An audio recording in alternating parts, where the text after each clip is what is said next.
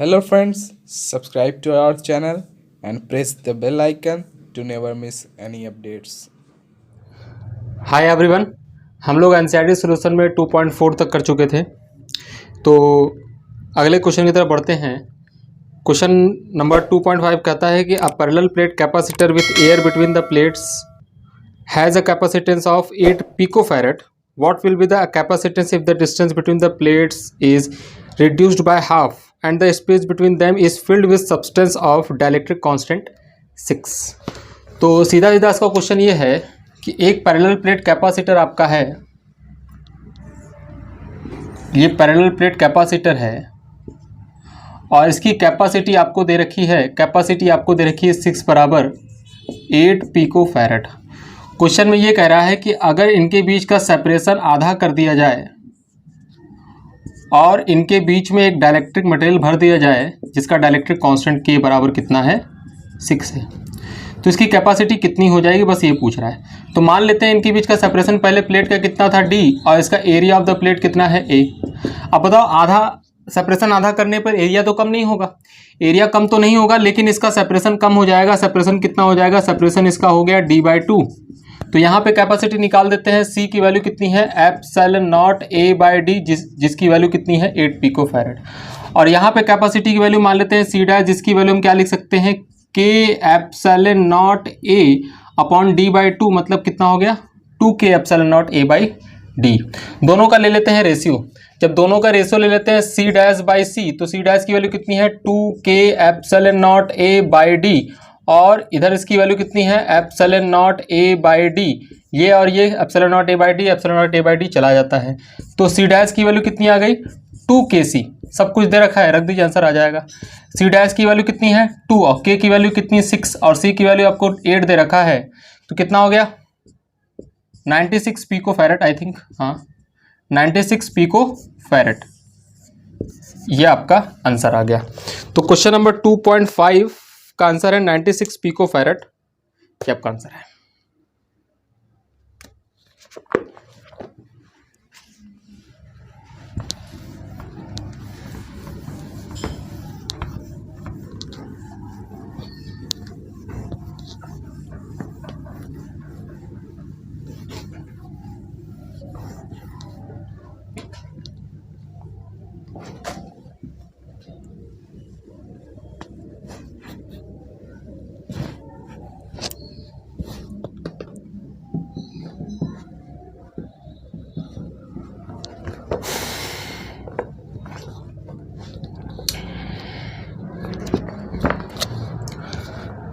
अगला क्वेश्चन कहता है 2.6 3 capacitors each of capacitor 9 picofarad are connected in series. What is the total capacitance of the combination and what is the potential difference across each capacitor if the combination is connected to a 120 volt supply.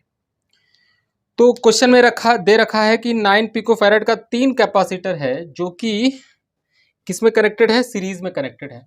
चलो मान लेते हैं 9 picofarad का capacitor है, तीनों का तीनों series में कनेक्टेड है, इसको सीरीज में कनेक्ट कर दिया और कह रहा है कि 120 वोल्ट का सप्लाई लगा दिया गया। लगा दो 120 वोल्ट का सप्लाई लगा दो, ये 120 वोल्ट का सप्लाई लगा दिया गया और तीनों 9 पिकोफैरेड के हैं, तीनों 9 पिकोफैरेड, ये भी 9 पिकोफैरेड, ये भी 9 पिकोफैरेड और ये भी 9 पिकोफैरेड।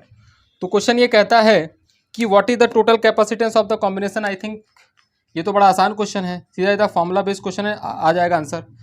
तो combination C 1/C equivalent is equal to, यही फॉर्मूला है 1/C1 plus 1/C2 plus 1/C3, है ना भाई। तो ये उसका उल्टा होता है, रेजिस्टेंस का क्या होता है आपका उल्टा होता है। ये बंद भी नहीं हो रहा, हाँ ठीक है।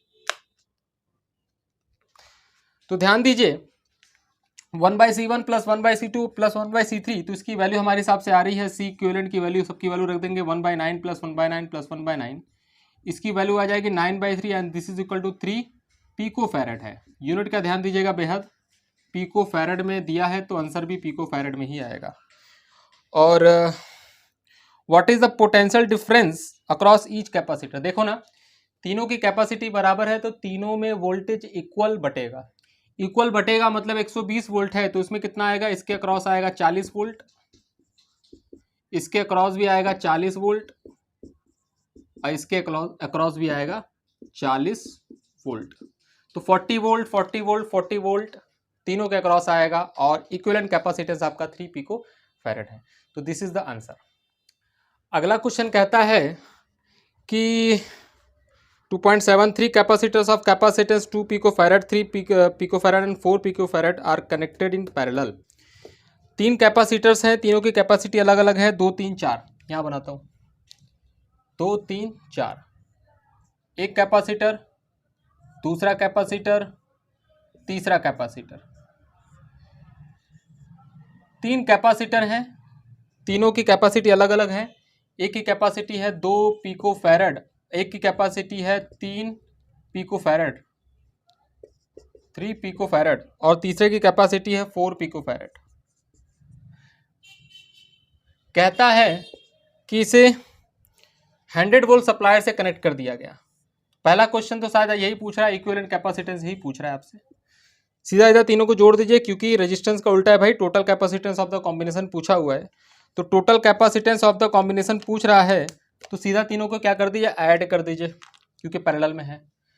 तो C equivalent is equal to क्या लगा सकते हैं, C1 plus C2 plus C3 and this is equal to कितना, 2 प्लस 3 प्लस 4, 4 3 7 2 9, 9 पिको फैरेड दिया है। फिर आपसे पूछ रहा है कि determine the charge on each capacitor if the combination is connected to 100 volt. अगर 100 वोल्ट से कनेक्टेड है कॉम्बिनेशन तो बताना ये है कि सब पर चार्ज कितना होगा। तो Q की वैल्यू सीधा इधर लगाइए ना, Q बराबर C इंटू में V, क्योंकि अगर पैरेलल में कनेक्टेड है और अगर आप 100 वोल्ट आप सप्लाई लगाए हैं तो इसके अक्रॉस भी 100 वोल्ट आएगा, इसके अक्रॉस भी 100 वोल्ट आएगा और इसके अक्रॉस भी 100 वोल्ट आएगा। तीनों के अक्रॉस 100 वोल्ट आ जाएगा तो सीधा सीधा इस पर चार्ज की वैल्यू Q बराबर CV, तो सीधा मल्टीप्लाई कर दीजिए तो कितना आ गया, 200 पिको कूलम। यहाँ पर 300 पिको कूलम, यहाँ पर 400 पिको कूलम। यूनिट का बेहद ध्यान रखिएगा, यूनिट आपको पिको फैरेड में दिया है तो चार्ज भी आपका पिको कूलम में आएगा और पोटेंशियल डिफरेंस का तो ऐसा ही यूनिट में दिया हुआ है। तो ये आपका आ गया 200 picocoulomb, 300 picocoulomb, 400 picocoulomb और ये 9 picofarad answer. Next question की तरफ देखते हैं। अगला क्वेश्चन ये कहता है कि in a parallel plate capacitor with air between the plates, each plate has an area 6 × 10⁻³ metre square and the distance between the plates is 3 millimetre. Calculate the capacitance of the capacitor. क्या दिक्कत है, आपको सीधा सीधा area दे रखा है और plate के बीच का सेपरेशन दे रखा है। मतलब ये आपको क्या है, ये आपका पैरेलल प्लेट कैपेसिटर है। पैरेलल प्लेट कैपेसिटर, इसका एरिया आपको दे रखा है, एरिया आपका दे रखा है A is equal to 6 × 10⁻³ metre square और इनके बीच का सेपरेशन दे रखा है 3 मिलीमीटर। यूनिट का बेहद ध्यान रखिएगा, 3 मिलीमीटर। कहता है इसकी कैपेसिटी क्या है, तो पहले पार्ट को मैं निकाल देता हूं। कैपेसिटी पूछ रहा है, सीधा सीधा आप लिख सकते हैं ε0 A/d लिख सकते हैं ना, और ε0 की वैल्यू सीधा इधर डालिए 8.85 × 10⁻³ कितना हो जाएगा, -12। एरिया की वैल्यू आपके पास आ गई 6 × 10⁻³ और सेपरेशन दिया है 3 मिलीमीटर। 3 मिलीमीटर का मतलब 3 × 10⁻³ -3 चला गया, 3 2 जा 6 आ गया, 2 5 जा कितना हो जाएगा 10, 1 2 8 जा 16 17, 1 2 8 जा 16 एंड 17 और ये 17.7 × 10⁻³ कितना -12। तो इसकी वैल्यू कितनी आ गई, C की वैल्यू आपके पास सीधा आ गया 17.7 × 10⁻² फैरेड आया। आप इसको क्या बोल सकते हैं, 17.7 पिको फैरेड भी बोल सकते हैं या फिर सीधा सीधा 18 पिको फैरेड भी बोल सकते हैं। जैसा कि एनसीईआरटी में दिया हुआ है आपका आंसर 18 पिको फैरेड के फॉर्म में आंसर दिया हुआ है। तो आंसर तो आपका सीधा सीधा 17.7 ही होगा, मतलब राउंड ऑफ करके इसने 18 लिख दिया। इसका दूसरा पार्ट क्या बोल रहा है, कह रहा है if this capacitor is connected to 100 volt supply what is the charge on each plate of the capacitor. Each plate का मतलब ये कि एक प्लेट इस पर कितना होगा, इस पर कितना होगा। एक पे अगर निकाल लेते हैं तो दूसरे पे अपने आप माइनस में आ जाएगा वो। तो फॉर्मूला लगाइए ना सीधा सीधा, Q बराबर कितना, C into V, charge on the plate, charge on the plate is equal to कितना, Q is equal to C into V. C की वैल्यू आपके पास कितनी है, अगर सीधा ये वाला चीज पकड़ते हैं तो 17.7 इंटू में 100 volt and this is equal to कितना 1770 picocoulomb. This is the answer. 1770 picocoulomb is the charge on the plate. तो एक पे अगर इतना प्लस चार्ज आएगा, दूसरे पे माइनस में इतना चार्ज आ जाएगा। तो आई थिंक इतना ही पूछ रहा है।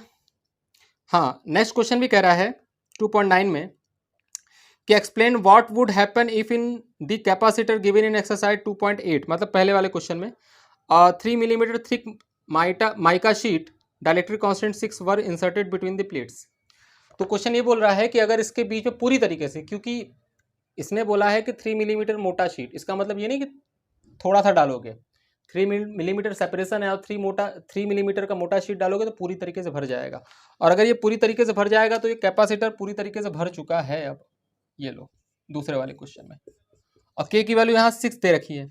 तो क्वेश्चन कह रहा है कि क्या होगा, क्या होगा, कैपेसिटी बढ़ जाएगी।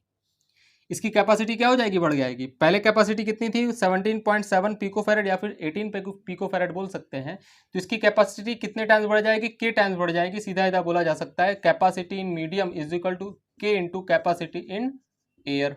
के की वैल्यू कितनी है 6 और एयर की आपको पता है, तो 6 इंटू 17.7 पिकोकुलम, 6 इंटू 17.7 पिकोकुलम।